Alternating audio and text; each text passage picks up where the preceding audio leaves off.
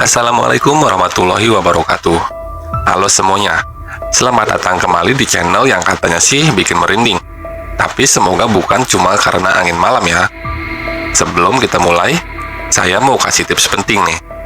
Kalau kamu penakut, pastiin deh, kamu dengerin ini rame-rame.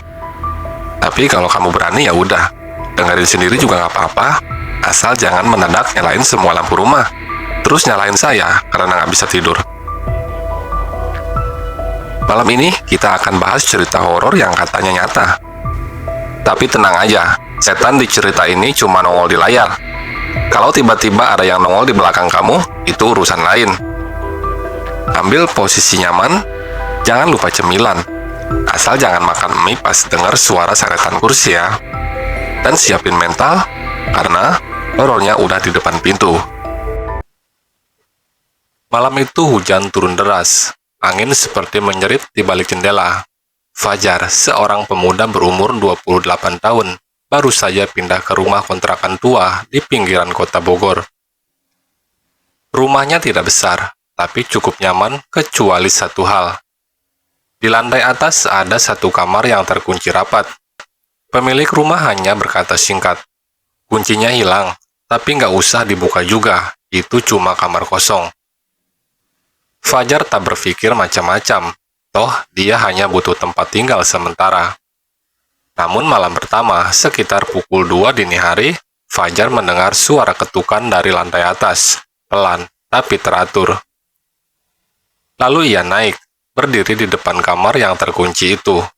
Sunyi. Tapi saat ia berbalik, terdengar suara kecil dari balik pintu, seperti bisikan. "Tolong, buka." Fajar mencoba mengabaikan kejadian itu, tapi suara dari kamar terkunci itu datang setiap malam. Kadang terdengar tangisan, kadang suara orang berjalan bolak-balik. Suatu malam, Fajar memberanikan diri mengintip dari luar, karena kamar itu punya jendela yang menghadap ke atap tetangga. Ia naik ke atap, melongok ke dalam. Tapi yang ia lihat membuat lututnya lemas. Di dalam kamar kosong itu, ada seseorang berdiri menatap lurus ke jendela. Perempuan berambut panjang, wajahnya pucat, tangannya penuh luka, dan matanya seperti mengikuti kemanapun Fajar bergerak. Lalu Fajar jatuh dari atap karena panik. Keesokan harinya, Fajar mendatangi tetangga sebelah yang sudah lama tinggal di sana. Seorang nenek tua dengan suara serak berkata, "Kamu juga dengar suara dari kamar itu ya? Dulu ada anak kos di situ, namanya Ratih. Dia menghilang. Waktu dicari-cari, gak pernah ditemukan. Tapi sejak itu, setiap malam, kamar itu hidup sendiri." Spontan Fajar syok, tapi saat ia pulang dan membuka laci meja di kamarnya, ia menemukan sebuah amplop tua. Surat, ditulis dengan tinta luntur. "Aku dikunci di sini. Tolong aku keluar. Tolong, jangan abaikan aku." Dan malam itu suara dari balik pintu terdengar lebih jelas. Tidak lagi hanya mengetuk, tapi menjerit. Fajar tak tahan lagi. Dengan obeng dan linggis, ia dobrak kamar terkunci itu. Pintu tua itu akhirnya roboh. Bau busuk langsung menyambar ruangan gelap kosong. Tapi di sudut kamar ada sebuah kardus besar, basah, berlumut. Saat Fajar membukanya, tulang belulang manusia.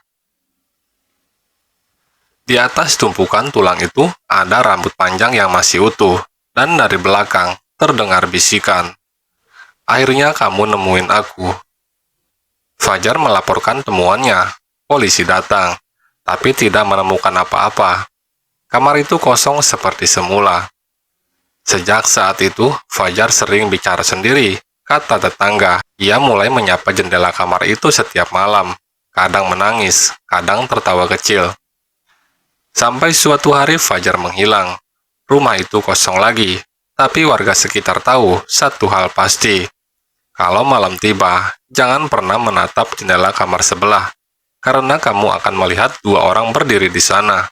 Satu laki-laki dan satu perempuan berambut panjang. Keduanya menatap langsung ke arahmu. Setelah Fajar hilang, polisi akhirnya mencoba membuka kembali penyelidikan. Mereka membawa tim forensik dan teknis untuk memeriksa rumah itu secara teknis, termasuk memasang CCTV di dalam dan di luar rumah selama 3 hari berturut-turut.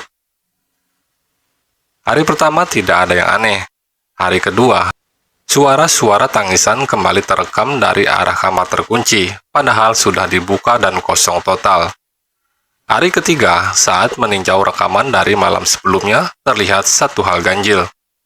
Tepat jam 2.33 dini hari, kamera menangkap sosok laki-laki berjalan pelan dari kamar utama menuju kamar terkunci.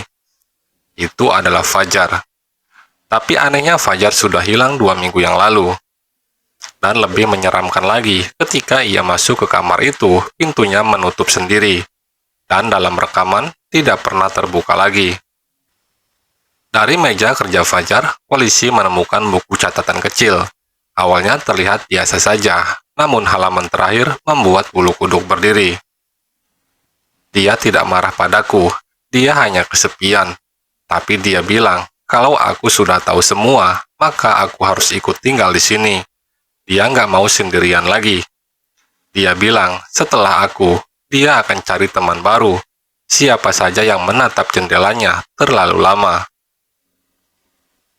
Beberapa bulan setelahnya, rumah itu kembali disewakan. Murah, tapi selalu cepat ditinggalkan. Sampai suatu hari, seorang mahasiswa bernama Ilham menyewa rumah itu karena harga sewanya sangat miring. Malam pertamanya sangat tenang, tapi di pagi hari, tetangga melihat Ilham berdiri diam di balkon lantai 2, menghadap jendela kamar terkunci itu. Wajahnya kosong, matanya tak berkedip. Ketika ditanya, dia hanya menjawab. Dia bilang aku harus gantian, sekarang giliran aku yang nunggu orang berikutnya. Rumah itu masih berdiri sampai hari ini. Kalau kamu lewat jalan belakang gang kecil di Bogor itu saat malam hari, kamu akan lihat satu rumah tua dengan satu jendela yang selalu terbuka, padahal tidak ada penghuninya. Jangan pernah menatap jendela itu terlalu lama, karena menurut warga, kalau kamu tetap balik, mereka akan tahu kamu lihat mereka. Dan malamnya, kamu akan dengar ketukan. Ilham mulai mengalami hal aneh. Ia merasa waktu seperti berhenti setiap jam 2.33 dini hari. Jam dindingnya rusak, HP-nya berisi, bahkan suara jangkrik pun hilang. Dan di luar kamar terkunci itu, ketukan selalu sama. Namun sekarang, suara itu berubah. Ilham, buka, giliranmu sekarang. Ilham mencoba keluar dari rumah malam itu, tapi saat ia buka pintu depan, ia tetap berada di dalam rumah. Pintu yang ia buka membawa dia kembali ke ruang tengah. Dia mulai menyadari dia tidak bisa pergi. Ilham yang seorang konten kreator kecil nekat melakukan live streaming malam-malam untuk membuktikan bahwa rumah itu berhantu. Ia menyiapkan kamera, lampu, bahkan mengajak satu temannya untuk ikut berjaga. Dalam live itu, penonton mulai ramai, tapi komentar-komentarnya jadi aneh. Siapa yang berdiri di belakangmu, Bang? Kak, itu cewek di pojok ruangannya siapa? Gue screenshot ya, mukanya kebakar nggak sih? Bang, lo nangis ya? Kok mukanya beda? Padahal Ilham sendiri sedang sendirian, temannya belum datang. Live streaming itu mendadak terputus, channel Ilham hilang, dan semua arsip videonya terhapus. Orang-orang yang nonton live malam itu mengaku mimpi buruk selama 3 hari ke depan, mimpi yang sama. Mereka berada di rumah itu, di depan kamar terkunci. Dan suara yang samar terdengar. Sekarang giliran kamu. Rumor menyebar, siapapun yang tahu kisah rumah itu atau mendengar suara ketukan di mimpi, perlahan akan merasa terikat. Mereka jadi ingin tahu lebih, mereka cari alamat rumahnya, lihat fotonya, lihat jendelanya. Dan setiap dari mereka mendengar suara ketukan di dunia nyata. Kalau kamu dengerin cerita ini sampai habis, kalau kamu membayangkan jendela itu, kalau kamu bisa mendengar suara dalam kepalamu saat mendengarkan ini, maka mereka sudah tahu kamu ada di sini. Coba dengar baik-baik. Kalau kamu dengar ketukan, jangan buka pintunya dan jangan lihat ke jendela. Sudah lebih dari 1 tahun sejak rumah itu terakhir ditempati. Tidak ada yang berani mendekat. Bahkan tukang ojek pun enggan lewat gang itu kalau malam hari. Tapi rumah itu tetap berdiri, dengan jendela yang tidak pernah tertutup. Kadang ada orang iseng datang untuk uji nyali, tapi mereka semua pulang dengan cerita yang sama. Gue dengar suara dari dalam, padahal rumahnya kosong. Ada yang ngintip dari jendela. Gue lihat cewek di balik kaca. Mukanya kayak ngebusuk. Rumah itu bukan cuma angker, rumah itu memanggil. Dan konon, siapapun yang sudah tahu tentang kisah ini, entah membaca, mendengar, atau menonton, sudah jadi bagian dari ceritanya.